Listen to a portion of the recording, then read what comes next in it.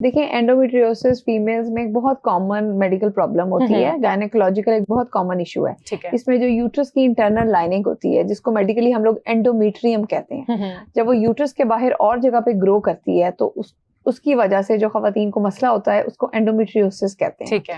इन खवातीन में सबसे कॉमनली ये एंडोमेट्रियम ग्रो करती है ओवरीज में, यानी कि अंडेदानियों में।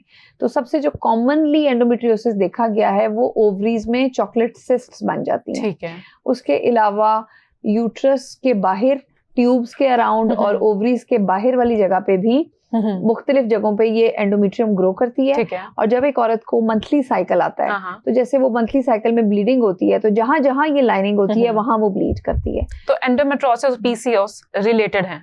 नहीं, ये दोनों बिल्कुल डिफरेंट बीमारियां हैं। इन दोनों में ओवरीज में सिस्ट्स तो होती हैं लेकिन उनकी नोयत डिफरेंट होती है, उनके मसाइल डिफरेंट होते हैं, उनका इलाज डिफरेंट होता है। लेकिन लोग अक्सर कंफ्यूज होते हैं, उनको एंडोमेट्रोसिस होता है लेकिन वो कहते हैं हमें पीसीओएस है, तो डायग्नोस कैसे कर सकते हैं? देखिए, सिम्टम से डायग्नोस करते हैं। दोनों जो बीमारियां हैं उनकी अलामात डिफरेंट होती हैं। जैसे पीसीओएस में वेट गेन होता है, चेहरे पे बाल आते हैं, पीरियड साइकिल इरेगुलर होता है, आजकल सबको ही पता है। एंडोमेट्रियोसिस में पीरियड्स में पेन होती है। Endometriosis is equal to pen.